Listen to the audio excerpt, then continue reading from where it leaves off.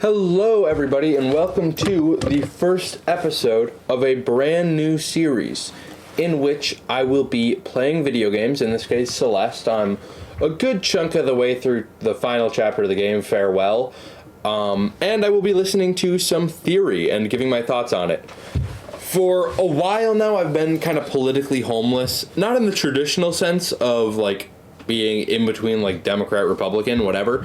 I'm a blue no matter who guy, unfortunately. As much as that hates to say, like, I would vote for...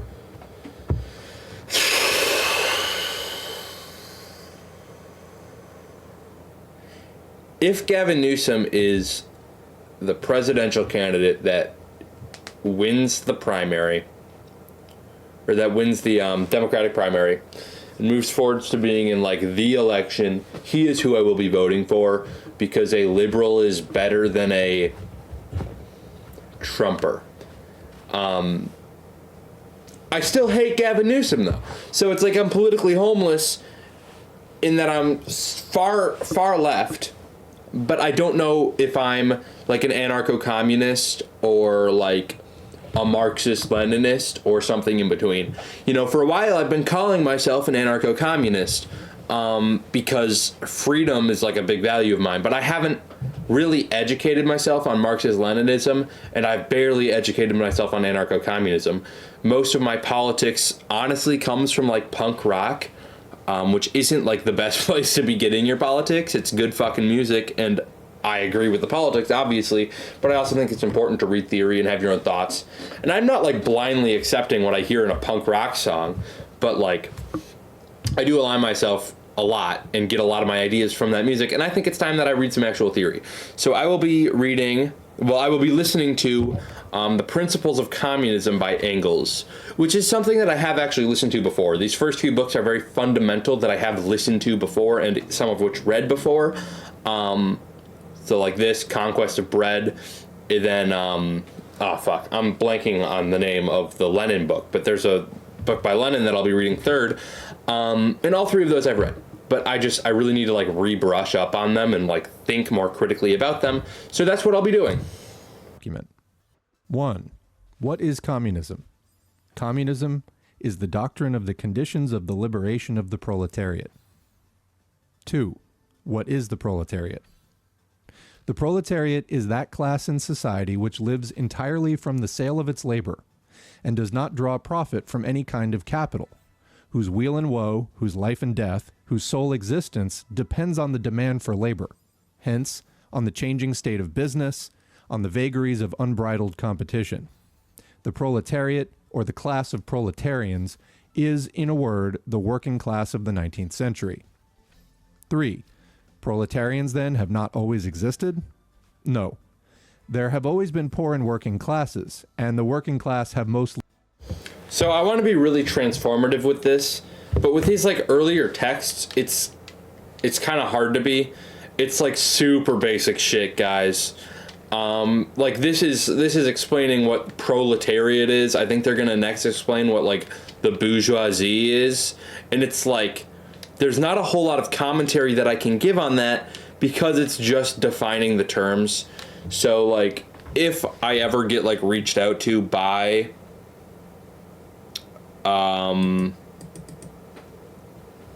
Socialism for All, yeah, I'll take down this video if they want me to, which, as I'll talk about when we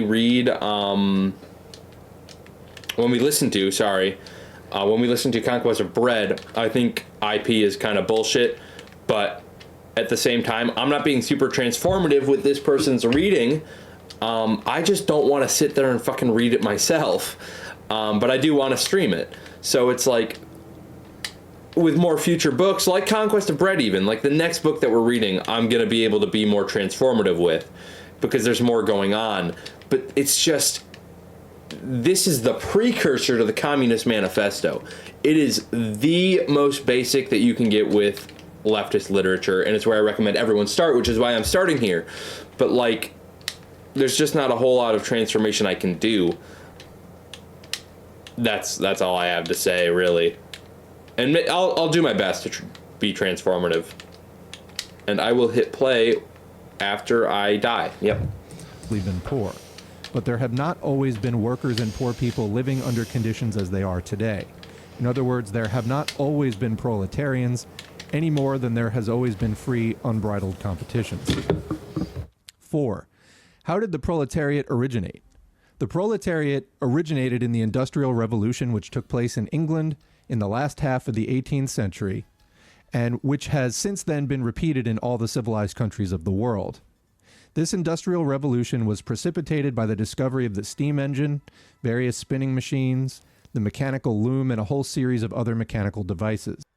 We're going to hear terms like civilized and savage a lot throughout these like earlier books. Probably actually throughout like all of theory. It was like early 1900s, 1800s even, that this shit was coming out. So it's like, I don't know that you can really blame them for not adhering to like 2026 nomenclature. It is still important to note, though, that those terms do perpetuate like harmful stereotypes. And I'm not trying to be like woke scoldy here, but you know, it's an important thing to mention. Oh, fuck yeah, baby! These machines, which were very expensive and hence could be bought only by big capitalists, altered the whole mode of production and displaced the former workers because the machines turned out cheaper and better commodities than the workers could produce with their inefficient spinning wheels and hand looms. The machines delivered industry wholly into the hands of the big capitalists and rendered entirely worthless the meager property of the workers, tools, looms, etc. The result was that the capitalists soon had everything in their hands and nothing remained to the workers. This marked the introduction of the factory system into the textile industry. Once the impulse to the introduction of machinery and the factory system had been given, this system spread quickly to all other branches of industry, especially cloth and book printing, pottery, and the metal industries. Labor was more and more divided among the individual workers, so that the worker who previously had done a complete piece of work now only did a part of that piece. This division of labor made it possible to produce things faster and cheaper. It reduced the activity of the individual worker to simple, endlessly repeated mechanical motions, which could be performed not only as well but much better by a machine. In this way, all these industries fell, one after another, under the dominance of steam, machinery, and the factory system, just as spinning and weaving had already done. But at the same time, they also fell into the hands of big capitalists, and their workers were deprived of whatever independence remained to them. Gradually, not only genuine manufacture, but also handicrafts came within the province of the factory system as big capitalists increasingly displaced the small master craftsmen by setting up huge workshops, which saved many expenses and permitted an elaborate division of labor. This is how it has come about that in civilized countries at the present time, nearly all kinds of labor are performed in factories, and in nearly all branches of work, handicrafts and manufacture have been superseded. This process has, to an ever greater degree, ruined the old middle class, especially the small handicraftsmen.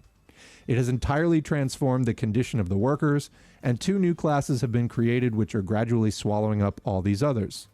They are, 1. The class of big capitalists who, in all civilized countries, are already in almost exclusive possession of all of the means of subsistence and of the instruments, factories, machines, and materials necessary for the production of the means of subsistence. This is the bourgeois class, or the bourgeoisie. 2. The class of the wholly propertyless, who are obliged to sell their labor to the bourgeoisie in order to get, in exchange, the means of subsistence for their support. This is called the class of proletarians, or the proletariat. 5. Under what conditions does this sale of the labor of the proletarians to the bourgeoisie take place? Labor is a commodity like any other, and its price is therefore determined by exactly the same laws that apply to other commodities. In a regime of big industry or of free competition, as we shall see, the two come to the same thing. The price of a commodity is, on the average, always equal to its cost of production. Hence, the price of labor is also equal to the cost of production of labor. But the costs of production of labor consist of precisely the quantity of means of subsistence necessary to enable the worker to continue working and to prevent the working class from dying out. The worker will therefore get no more for his labor than is necessary for this purpose. The price of labor, or the wage, will, in other words, be the lowest, the minimum, required for the maintenance of life. However, since business is sometimes better and sometimes worse, it follows that the worker sometimes gets more and sometimes gets less for his commodities. But, again, just as the industrialist on the average of good times and bad gets no more and no less for his commodities than what they cost, similarly, on the average, the worker gets no more and no less than his minimum. Economic law of wages operates the more strictly, the greater the degree to which big industry has taken possession of all branches of production. 6. What working classes were there before the Industrial Revolution? The working classes have always, according to the different stages of the development of society, lived in different circumstances and had different relations to the owning and ruling classes. In antiquity, the workers were the slaves of the owners, just as they still are in many backward countries, and even in the southern part of the United States. In the Middle Ages... Yeah, so this is, like, very... You can tell how dated these books are, but you can also tell that it's, like, still true to this day. Like, we still have slavery in the U.S., which is something that, like, if you know me, I don't fucking shut up about. I'll go over it real quick here. So, and like our slavery is still race-based too. So let's start there. IQ, right, is kind of bullshit. You can study for an IQ test, which means it's like not really that great of a measurement of like base level intelligence, I guess. And on top of that, better education leads to scoring higher on an IQ test. Now, if you know anything about the American education system, you know that it is based, the school's funding is based on local property tax, which means that the more wealthy people are going to get better education. The people who live in more wealthy areas, I should say, are going to get better education. And the people who live in poorer areas but are more wealthy are going to send their kids to a private school, or have enough money to send their kids to like a charter school in a different district, you know? Because oftentimes charter schools, or with a charter school, you can go to like, you can be from any district, but you know, that comes with transportation issues and stuff, and it's really more available for wealthier people. So basically, if you're poor, you go to a poorer school, and if you're rich, you go to a rich school and get better education than the poor people. And with better education comes more chances to escape from poverty. So basically, if you're poor, you're going to get worse education and stay poor. And if you're rich, you're going to get better education and stay rich. And poor people, as we very well know, have a higher crime rate because they have to get by. You know, they have to steal fucking bread. They have to make money. You know, like, it's kind of fucked up. The system that we live under almost necessitates it. And after slavery, many black people were segregated, put into poorer communities, and they just have not had the chance to escape those communities, many of them, because of the system that we live under, keeping them poor, leading to them committing more crime. And the Abolition Amendment has a caveat in there. Slavery is illegal unless it's as punishment for a crime.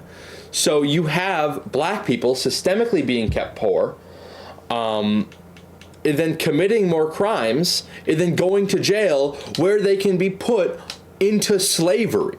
We still have slavery in the U.S. It's like, it's ridiculous. It's insane. So we still have slavery. The UAE, 80% immigrant labor, or 80% of the people that live in the UAE are immigrants, and they exploit them so bad. It's still slavery there.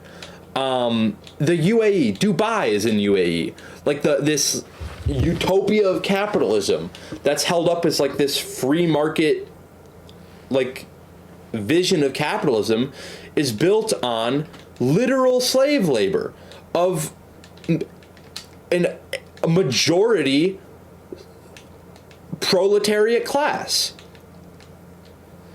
It's crazy. It's crazy. They were the serfs of the landowning nobility, as they still are in Hungary, Poland, and Russia.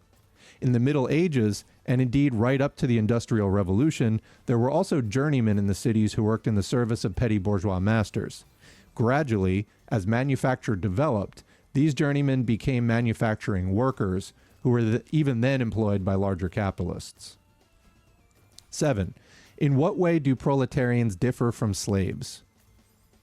The slave is sold once and for all. The proletarian must sell himself daily and hourly. The individual slave, property of one master, is assured an existence, however miserable it may be, because of the master's interest. The individual proletarian, property as it were of the entire bourgeois class, which buys his labor only when someone has need of it, has no secure existence. This existence is assured only to the class as a whole. The slave is outside competition. The proletarian is in it and experiences all its vagaries. The slave counts as a thing. Now, this isn't Engels trying to say that the life of a working class worker is worse than that of a slave, or that the life of a proletariat is worse than the life of a slave. That's not what he's saying at all. You can read it like that if you want to. All he's saying is that the life of the proletariat is insecure. The life of a slave was secure. It was brutal and horrible, but it was secure. Like a slave, I mean, slaves died. Obviously, slaves died. Slaves were worked to death. But if they weren't dead, they would have a job, you know? And that's not the case with the proletariat. Like, I could get fired tomorrow with no reason, and that would be perfectly legal. Like, at-will employment. Just because they don't need that many workers, you know? They're making enough ice cream, you know? Like, I don't know. That's all he's trying to say. He's not trying to say that the life of a proletariat is worse than the life of a slave. He's just highlighting that difference. Not as a member of society.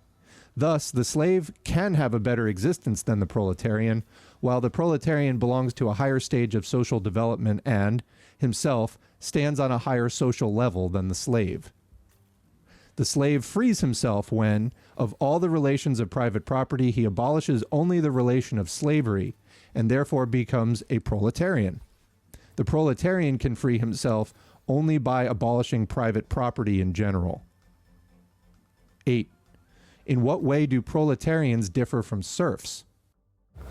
So in Marxist, anarchist, when we say private property, we are talking about property that is owned for profit. So like your rental house is private property. And it's private property because your landlord is using it to profit. Your house that you have paid off is not private property. It is personal property because it is yours. You are using it. You're not profiting off of it unless it's like a real estate investment, you know? So under communism, under anarchism, you can keep your house, you can keep your car, you can keep all that shit. Your landlord can't keep your house. Your house is your house, and your landlord gets fucking lynched. Because fuck your landlord, you should have a right to live in a house. I'm being a little bit extreme, but also not that extreme. Dead Kennedy, I was kind of making a Dead Kennedys reference. Punk rocker over here. The serf possesses and uses an instrument of production, a piece of land, in exchange for which he gives up a part of his product or part of the services of his labor. The proletarian works with the instruments of production of another for the account of this other in exchange for a part of the product. The serf gives up, the proletarian receives. The serf has an assured existence, the proletarian has not. The serf is outside competition, the proletarian is in it. The serf liberates himself in one of three ways. Either he runs away to the city and there becomes a handicraftsman, or instead of products and services, he gives money to his lord and thereby becomes a free tenant, or he overthrows his feudal lord and himself becomes a property owner. In short, by one route or another, he gets into the owning class and enters into competition. The proletarian liberates himself by abolishing competition, private property, and all class differences. 9. In what way do proletarians differ from handicraftsmen? In contrast to the proletarian, the so-called handicraftsman, as he still existed almost everywhere in the past, 18th century, and still exists here and there at present, is a proletarian at most temporarily. His goal is to acquire capital himself, wherewith to exploit other workers. He can often achieve this goal where guilds still exist, or where freedom from guild restrictions has not yet led to the introduction of factory-style methods into the crafts, nor yet to fierce competition. But as soon as the factory system has been introduced into the crafts and competition flourishes fully, this perspective dwindles away and the handicraftsman becomes more and more a proletarian. The handicraftsman Miyazaki much? Therefore frees himself by becoming either bourgeois or entering the middle class in general, or becoming a proletarian because of competition, as is now more often the case. In which case, he can free himself by joining the proletarian movement, i.e. the more or less communist movement. 10. In what way do proletarians differ from manufacturing workers? The manufacturing worker of the 16th to the 18th centuries still had, with but few exception, an instrument of production in his own possession, his loom, the family spinning wheel, a little plot of land which he cultivated in his spare time. The proletarian has none of these things. The manufacturing worker almost always lives in the countryside and in a more or less patriarchal relation to his landlord or employer. The proletarian lives, for the most part, in the city, and his relation to his employer is purely a cash relation.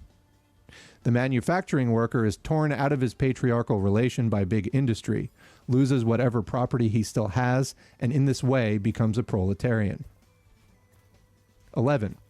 What were the immediate consequences of the Industrial Revolution and of the division of society into bourgeoisie and proletariat?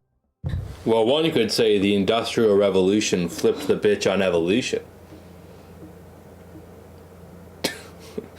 It's a NoFX reference, so if you're not a punk rocker like I am, you won't get it. You're just not built like me. First, the lower and lower prices of industrial products brought about by machine labor totally destroyed, in all countries of the world, the old system of manufacture or industry based upon hand labor. In this way, all semi-barbarian countries, which had hitherto been more or less strangers to historical development, and whose industry had been based on manufacture, were violently forced out of their isolation. They bought the cheaper commodities of the English and allowed their own manufacturing workers to be ruined. Countries which had known no progress for thousands of years, for example India, were thoroughly revolutionized, and even China is now on the way to a revolution. We have come to the point where a new machine invented in England deprives millions of Chinese workers of their livelihood within a year's time. In this way, big industry has brought all the people of the earth into contact with each other, has merged all local markets into one world market, has spread civilization and progress everywhere, and has thus ensured that whatever happens in civilized countries will have repercussions in all other countries. It follows that if the workers in England or France now liberate themselves, this must set off revolution in all the other countries, revolutions which, sooner or later, must accomplish the liberation of the respective working class. Second, I think this idea has kind of become outdated by now. The original, one of these that I read had annotations and edits, and that was one of the things that I think they had said was no longer the case, and that revolutions should start in now the idea is that revolution should start in the poorer countries rather than the richer ones. But I can't explain to you the thinking behind that. it should start at the weakest link rather than the strongest, because weakening that weakest link breaking that weakest link will lead to weakening the stronger ones. I could be wrong. I'm just trying to recall from, I don't know, a year ago when I first read this. So keep that in mind. Keep that in mind. I designed this rhyme. What I've done. Anyway. Wherever big industries displaced manufacture, the bourgeoisie developed in wealth and power to the utmost and made itself the first class of the country. The result was that wherever this happened, the bourgeoisie took political power into its own hands and displaced the hitherto ruling classes, the aristocracy, the guild masters, and their representative, the absolute monarchy. The bourgeoisie annihilated the power of the aristocracy, the nobility, by abolishing the entailment of estates. In other words, by making landed property subject to purchase and sale, and by doing away with the special privileges of the nobility. It destroyed the power of the guild masters by abolishing guilds and handicraft privileges. In their place, it put competition. That is, a state of society in which everyone has the right to enter into any branch of industry, the only obstacle being a lack of the necessary capital. The introduction of free competition is thus public declaration that from now on, the members of society are unequal only to the extent that their capitals are unequal, that capital is the decisive power, and that therefore the capitalists, the bourgeoisie, have become the first class in society. Free competition is necessary for the establishment of big industry because it is the only condition of society in which big industry can make its way. Having destroyed the social power of the nobility and the guild masters, the bourgeois also destroyed their political power. Having raised itself to the actual position of first class in society, it proclaims itself to be also the dominant political class. This it does through the introduction of the representative system, which rests on bourgeois equality before the law and the recognition of free competition, and in European countries takes the form of constitutional monarchy. In these constitutional monarchies, only those who possess a certain capital are voters. That is to say, only members of the bourgeoisie. These bourgeois voters choose the deputies, and these bourgeois deputies, by using their right to refuse to vote taxes, choose a bourgeois government. Third, everywhere the proletariat develops in step with the bourgeoisie. In proportion, as the bourgeoisie grows in wealth, the proletariat grows in numbers. For, since the proletarians can be employed only by capital, and since capital extends only through employing labor, it follows that the growth of the proletariat proceeds at precisely the same pace as the growth of capital. Simultaneously, this process draws members of the bourgeoisie and proletarians together into the great cities where industry can be carried on most profitably, and by thus throwing great masses in one spot, it gives to the proletarians a consciousness of their own strength. Moreover, the further this process advances, the more new labor-saving machines are invented, the greater is the pressure exercised by big industry on wages, which, as we've seen, sink to their minimum and therewith render the condition of the proletariat increasingly unbearable. The growing dissatisfaction of the proletariat thus joins with its rising power to prepare a proletarian social revolution. 12. What were the further consequences of the Industrial Revolution? Big industry created in the steam engine and in other machines the means of endlessly expanding industrial production, speeding it up and cutting its costs. With production thus facilitated, the free competition which is necessarily bound up with big industry assumed the most extreme forms. A multitude of capitalists invaded industry, and in a short while more was produced than was needed. As a consequence, finished commodities could not be sold, and a so-called commercial crisis broke out. Factories had to be closed, their owners went bankrupt, and the workers were without bread. Deepest misery reigned everywhere. After a time, the superfluous products were sold, the factories began to operate again, wages rose, and gradually business got better than ever. But it was not long before too many commodities were again produced and a new crisis broke out, only to follow the same course as its predecessor. Ever since the beginning of this 19th century, the condition of industry has constantly fluctuated between periods of prosperity and periods of crisis, nearly every 5 to 7 years, a fresh crisis has intervened, always with the greatest hardship for workers and always accompanied by general revolutionary stirrings and the direct peril to the whole existing order of things. 13. What follows from these periodic commercial crises? First, that though big industry in its earliest stage created free competition, it now has outgrown free competition. That for big industry, competition and generally the individualistic organization of production have become a fetter which it must and will shatter. That, so long as big industry remains on its present footing, it can be maintained only at the cost of general chaos every 7 years, each time threatening the whole of civilization and not only plunging the proletarians into misery, but also ruining large sections of the bourgeoisie.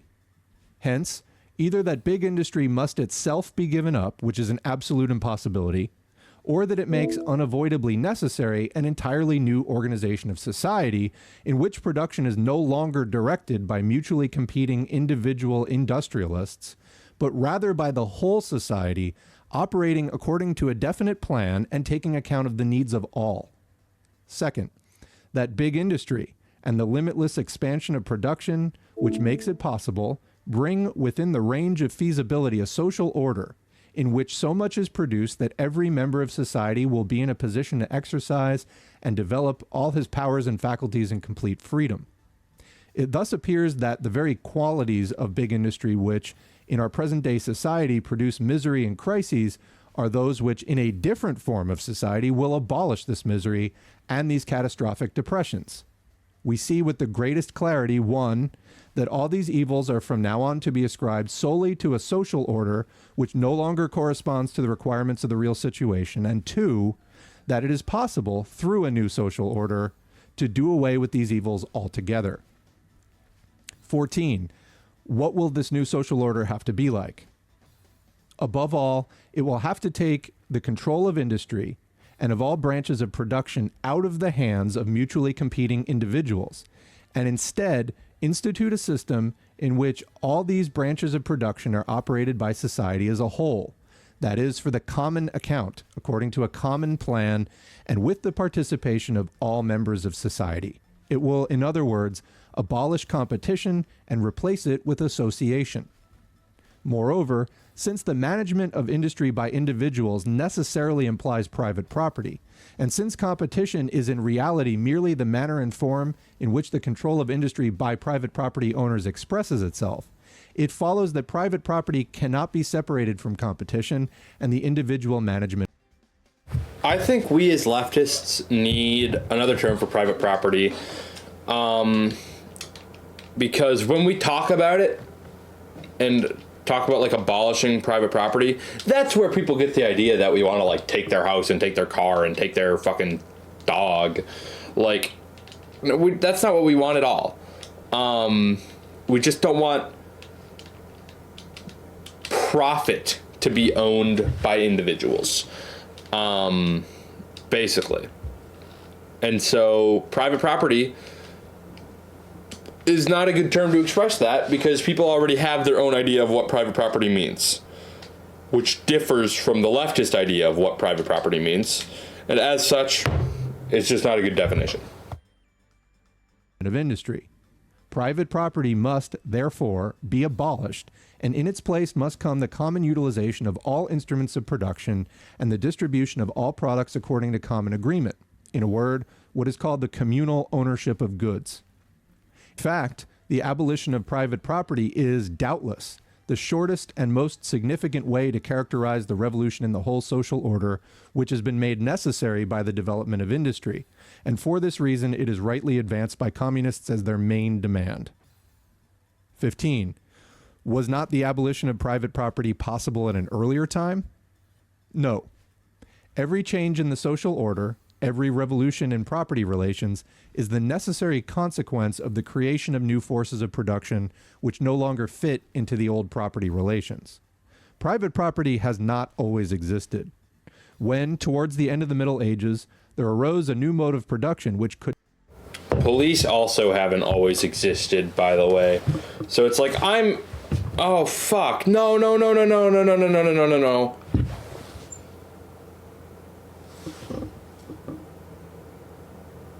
chat. I accidentally just clicked the close button. Whoops. Anyway.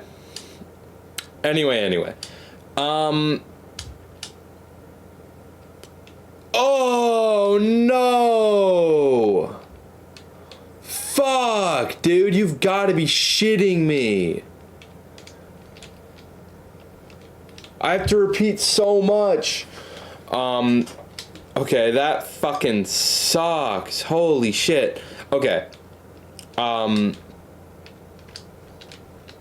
don't even remember what I was talking about anymore. Not be carried on under the then existing feudal and guild forms of property.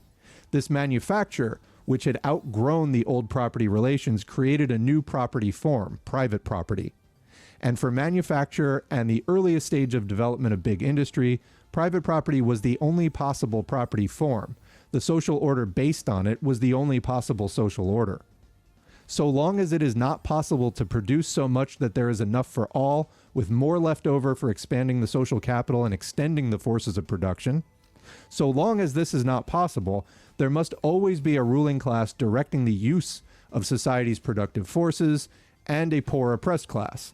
How these classes are constituted depends on the stage of development. The agrarian Middle Ages gave us the baron and the serf. The cities of the later Middle Ages show us the guildmaster and the journeyman and the day laborer. The 17th century has its manufacturing workers. The 19th century has big factory owners and proletarians. It is clear that up to now, the forces of production have never been developed to the point where enough could be developed for all, and that private property has become a fetter and a barrier in relation to the further development of the forces of production. Now, however, the development of big... So basically, progress has happened. We are to the point now where there is enough for everyone to have everything they need. Progress has to continue to the point where everyone has everything they need. And at least right now, the best way to do that, or the best next step in the right direction, is leftism. Engels would propose communism, Kropotkin would propose anarcho-communism, Lenin would propose Marxist-Leninism. Like, you know, yeah, and that's really what I'm trying to get to the bottom of. Which one do I think is right? Which one do I think is wrong? Industry has ushered in a new period. Capital and the forces of production have been expanded to an unprecedented extent, and the means are at hand to multiply them without limit in the near future. Moreover, the forces of production have been concentrated in the hands of a few bourgeois, while the great mass of the people are more and more falling into the proletariat, their situation becoming more wretched and intolerable in proportion to the increase of wealth of the bourgeoisie. And finally, these mighty and easily extended forces of production have so far outgrown private property and the bourgeoisie that they threaten at any moment to unleash the most violent disturbances of the social order. Now, under these conditions, the abolition of private property has become not only possible, but absolutely necessary. 16. Will the peaceful abolition of private property be possible? It would be desirable if this could happen, and the communists would certainly be the last to oppose it. Communists know only too well that conspiracies are not only useless, but even harmful. They know all too well that revolutions are not made intentionally and arbitrarily, but that everywhere and always they have been the necessary consequence of conditions which were wholly independent of the will and direction of individual parties and entire classes. But they also see that the development of the proletariat in nearly all civilized countries has been violently suppressed, and that in this way the opponents of communism have been working towards a revolution with all their strength. If the oppressed proletariat is finally driven to revolution, then we communists will defend the interests of the proletarians with deeds as we now defend them with words. 17. Will it be possible for private property to be abolished at one stroke? No. No more than existing forces of production can at one stroke multiplied to the extent necessary for the creation of a communal society. So, I do agree with Engels on the violence bit. It would definitely be preferable to, holy shit, that is not even what I fucking meant to do. That's awesome. It would definitely be desirable to do it without, to do a revolution without violence, like a peaceful revolution. Is it possible? I genuinely have no fucking clue. If we can like reform our way out of the clusterfuck we're in. I really hope so, though. Like, I really do. I really hope that we can get out of this with peace and love, man, you know? But I honestly don't really think we can. In all probability, the proletarian revolution will transform existing society gradually and will be able to abolish private property only when the means of production are available in sufficient quantity. 18. What will be the course of this revolution? Above all, it will establish a democratic constitution, and through this, the direct or indirect dominance of the proletariat. Direct in England, where the proletarians are already a majority of the people. Indirect in France and Germany, where the majority of the people consists not only of proletarians, but also of small peasants and petty bourgeois, who are in the process of falling into the proletariat, who are more and more dependent in all their political interests on the proletariat, and who must therefore soon adapt to the demands of the proletariat. Perhaps this will cost a second struggle, but the outcome can only be the victory of the proletariat. Democracy would be wholly valueless to the proletariat if it were not immediately used as a means for putting through measures directed against private... Oh, and I also want to say I'm taking everything that any of these people say extremely critically. Like, I'm not blindly accepting these people, and neither should you, because that completely just like fucks up the purpose of what I'm doing here. I'm trying to find what I think is right. I'm not trying to adopt someone else's opinions. I just think that other people's opinions have a lot of value. So, like, I agree with Kropotkin on some things. I disagree with him on others. That's going to be the same for Marx, Engels, and Lenin. And it should be for you too. Yeah. Property and ensuring the life. I'm actually losing my fucking shit. How do I like stop that from happening? I'm like fucking losing it. What the hell? I'm gonna like, I don't know, there's nothing I can do. Whatever. Measures emerging as the necessary result of existing relations are the following. 1. Limitation of private property through progressive taxation, heavy inheritance taxes, abolition of inheritance through collateral lines, brothers, nephews, etc., forced loans, etc. 2. Gradual expropriation of landowners, industrialists, railroad magnates, and ship owners, partly through competition by state industry, and partly through direct compensation in the form of bonds. 3. Confiscation of the possessions of all emigrants and rebels against the majority of the people. 4. Organization of labor or employment of proletarians on publicly owned land, in factories and workshops, with competition among the workers being abolished, and with the factory owners, insofar as they still exist, being obliged to pay the same high wages as those paid by the state. 5. An equal obligation on all members of society to work until such time as private property has been completely abolished. Formation of industrial army. So what he's describing here seems to me like state capitalism, and I don't necessarily agree with it. I think it could definitely lead. I think it has led, and I think it would lead in the future to like authoritarianism. My mind was a tiny bit preoccupied, so I could be like slightly misunderstanding what he's saying, but this is an example of me like taking what I'm reading critically. I don't think that we should have like a free market type deal with like, but then also have like the state in there competing. I think that leads down a bad path. Especially for agriculture. 6. Centralization of money and credit in the hands of the state through a national bank with state capital, and the suppression of all private banks and bankers. 7. Increase in the number of national factories, workshops, railroads, ships, bringing new lands into cultivation and improvement of land already under cultivation, all in proportion to the growth of the capital and labor force at the disposal of the nation. 8. Education of all children, from the moment they can leave their mother's care, in national establishments at national cost. Education and production together. 9. Construction, on public lands, of great palaces as communal dwellings for associated groups of citizens engaged in both industry and agriculture, and combining in their way of life the advantages of urban and rural conditions while avoiding the one-sidedness and drawbacks of each. 10. Destruction of all unhealthy and jerry-built dwellings in urban districts. 11. Equal inheritance rights for children born in and out of wedlock. 12. Concentration of all means of transportation in the hands of the nation.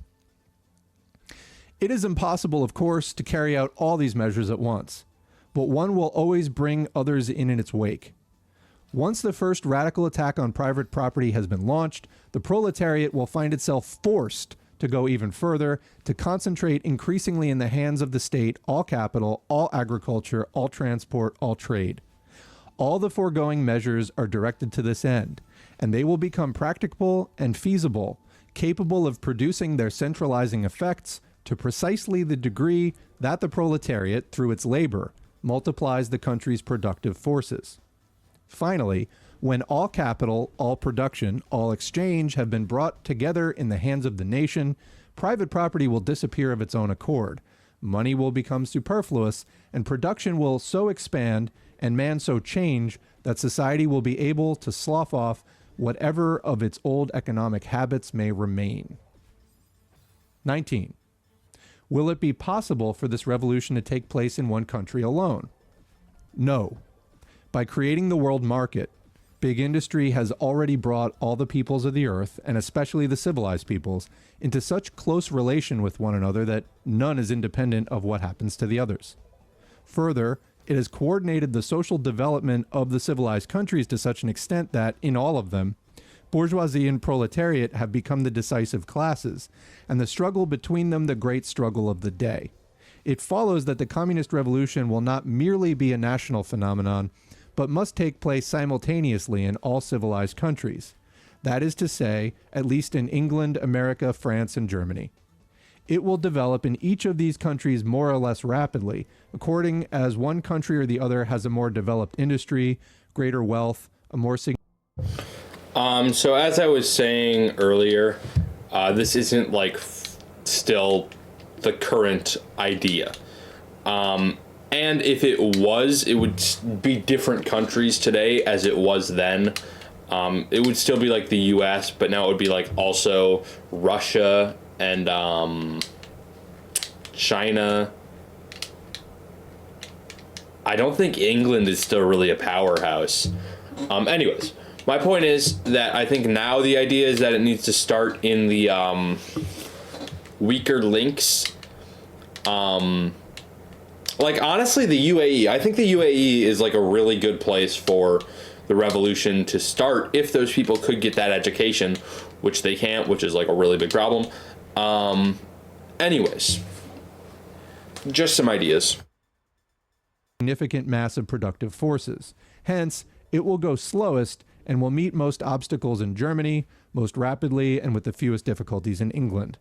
It will have a productive impact on the other countries of the world and will radically alter the course of development which they have followed up to now while greatly stepping up its pace. It is a universal revolution and will, accordingly, have a universal range. 20. What will be the consequences of the ultimate disappearance of private property? Society will take all forces of production and means of commerce, as well as the exchange and distribution of products, out of the hands of private capitalists, and will manage them in accordance with a plan based on the availability of resources and the needs of the whole society. In this way, most important of all, the evil consequences which are now associated with the conduct of big industry will be abolished. There will be no more crises.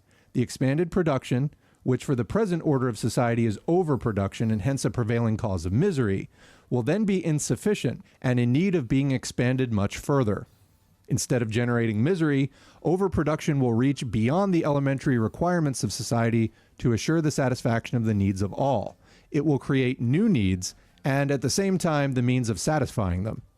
It will become the condition of, and the stimulus to, new progress, which will no longer throw the whole social order into confusion, as progress has always done in the past. Big industry, freed from the pressure of private property, will undergo such an expansion that what we now see will seem as petty in comparison as manufacture seems when put beside the big industry of our own day. This development of industry will make available to society a sufficient mass of products to satisfy the needs of everyone. The same will be true of agriculture, which also suffers from the pressure of private property and is held back by the division of privately owned land into small parcels. Here, existing improvements and scientific procedures will be put into practice with a resulting leap forward which will assure to society all the products it needs. In this way, such an abundance of goods will be able to satisfy the needs of all its members. The division of society into different, mutually hostile classes will then become unnecessary. Indeed, it will be not only unnecessary but intolerable in the new social order. The existence of classes originated in the division of labor, and the division of labor, as it has been known up to the present, will completely disappear. For mechanical and chemical processes are not enough to bring industrial and agricultural production up to the level we have described. The capacities of the men who make use of these processes must undergo a corresponding development. Just as the peasants and manufacturing workers of the last century changed their whole way of life and became quite different people when they were drawn into big industry, in the same way, communal control over production by society as a whole and the resulting new development will both require an entirely different kind of human material. People will no longer be, as they are today, subordinated to a single branch of production, bound to it, exploited by it. They will no longer develop one of their faculties at the expense of all others. They will no longer know only one branch, or one branch of a single branch, of production as a whole. Even industry, as it is today, is finding such people less and less useful. Industry controlled by society as a whole and operated according to a plan presupposes well-rounded human beings, their faculties developed in balanced fashion, able to see the system of production in its entirety. The form of the division of labor which makes one a... Daxton doesn't get the point. This is more for self-documentation. I'm not expecting really anybody to care about me playing Celeste and listening to Marxist theory. Well, maybe someone will. Daxton, the correlation, if you're still here, which I doubt you really are, the correlation is that if I am not doing something else, I will completely fucking lose my attention. I self-medicate my ADHD with Monster Energy. I cannot listen to an audiobook without something else partially occupying my brain. And right now that something is Celeste. And it also keeps it entertaining for anyone who happens to watch in, or at least somewhat entertaining. It's not just like me listening to and commentating onto politics. It adds something for the mind to look at, except for a black and white picture of Engels and some fat kid in front of a One Piece flag, you know. So there's the correlation. Peasant, another a cobbler, a third a factory worker, a fourth a stock market operator, has already been undermined by machinery and will completely disappear. Education will enable young people quickly to familiarize themselves with the whole system of production and to pass from one branch of production to another in response to the needs of society or their own inclinations. It will therefore free them from the one-sided character which the present-day division of labor impresses upon every individual. Communist society will, in this way, make it possible for its members. A corollary of this is that the difference between country and city is destined to disappear. The management of agriculture and industry by the same people, rather than by two different classes of people, is, if only for purely material reasons, a necessary condition of communist association. The dispersal of the agricultural population on the land, alongside the crowding of the industrial population into the great cities, is a condition which corresponds to an undeveloped state of both agriculture and industry, and can already be felt as an obstacle to further development.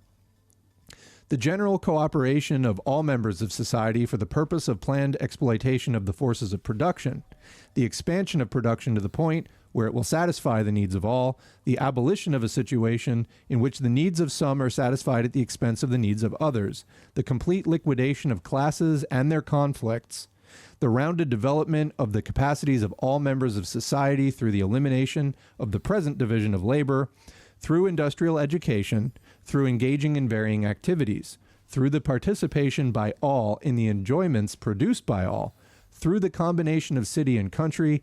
These are the main consequences of the abolition of private property. 21. What will be the influence of communist society on the family? It will transform the relations between the sexes into a purely private matter which concerns only the persons involved, and into which society has no occasion to intervene. It can do this since it does away with private property and educates children on a communal basis, and in this way removes the two bases of traditional marriage, the dependence rooted in private property of the woman on the man and of the children on the parents.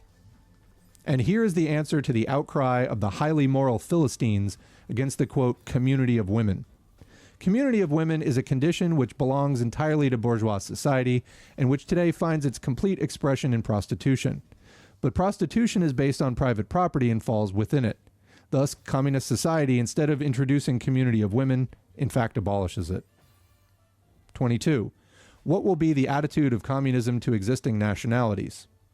The nationalities of the peoples associating themselves in accordance with the principle of community will be compelled to mingle with each other as a result of this association and thereby to dissolve themselves, just as the various estate and class distinctions must disappear through the abolition of their basis, private property. 23. What will be its attitude to existing religions? All religions so far have been the expression of historical stages of development of individual peoples or groups of peoples. But communism is the stage of historical development which makes all existing religions superfluous and brings about their disappearance. 24. So what he's saying here is not that communism is going to abolish religion. Rather, that communism will naturally lead to religion disappearing, because religion is kind of fundamentally based on God of the gaps. The need of something higher, the need of something to give life purpose and reason, and explain things that don't make sense. Explain why you're poor, explain like all this shit. Communism offers that. Communism offers something that you're like a purpose to your life, which is helping the state, basically, helping make sure everyone's fed and everyone has a good life. That's your purpose in life, is to help the community. And under communism, science will flourish. And God of the gaps will kind of disappear because of that. That's the idea. It's not saying that like communism will seek to abolish religion, which is honestly where I think a lot of like communist states have really shown their so-called communist states have really shown that they are antithetical to the idea. Like the USSR mandated religion, and that's not communist, you know, that's wrong. And so, yeah, he's not saying that the state's going to like impose religion or impose lack thereof. He's saying that communism is going to solve the problems that cause religion. How do communists differ from socialists? The so-called socialists are divided into three categories. Reactionary socialists. This first category consists of adherents of a feudal and patriarchal society which has already been destroyed and is still daily being destroyed by big industry and world trade in their creation, bourgeois society. This category concludes from the evils of existing society that feudal and patriarchal society must be restored because it was free of such evils. In one way or another, All their proposals are directed to this end. This category of reactionary socialists, for all their seeming partisanship and their scalding tears for the misery of the proletariat, is nevertheless energetically opposed by the communists for the following reasons. 1, it strives for something which is completely impossible. 2, it seeks to establish the rule of the aristocracy, the guild masters, the small producers, and their retinue of absolute or feudal monarchs, officials, soldiers, and priests. A society which was, to be sure, free of the evils of present-day society, but which brought with it at least as many evils without even offering to the oppressed workers the prospect of liberation through a communist revolution. 3, as soon as the proletariat becomes revolutionary and communist, these reactionary socialists show their true colors by immediately making common cause with the bourgeoisie against the proletarians. Bourgeois socialists. The second category consists of adherents of present-day society who have been frightened for its future by the evils to which it necessarily gives rise. What they want, therefore, is to maintain this society while getting rid of the evils which are an inherent part of it. To this end, some propose mere welfare measures, while others come forward with grandiose systems of reform which, under this pretense of reorganizing society, are in fact intended to preserve the foundations, and hence the life, of existing society. Communists must unremittingly struggle against these bourgeois socialists because they work for the enemies of communists and protect the society which communists aim to overthrow. Democratic socialists. Finally, the third category consists of democratic socialists who favor some of the same measures the communists advocate, as described in question 18, not as part of the transition to communism, however, but as measures which they believe will be sufficient to abolish the misery and evils of present-day society. These democratic socialists are either proletarians who are not yet sufficiently clear about the conditions of the liberation of their class, or they are representatives of the petty bourgeoisie, a class which, prior to the achievement of democracy and the socialist measures to which it gives rise, has many interests in common with the proletariat. It follows that in moments of action, the communists will have to come to an understanding with these democratic socialists, and in general to follow as far as possible a common policy with them, provided that these socialists do not enter into the service of the ruling bourgeoisie and attack the communists. It is clear that this form of cooperation in action does not exclude the discussion of differences. 25.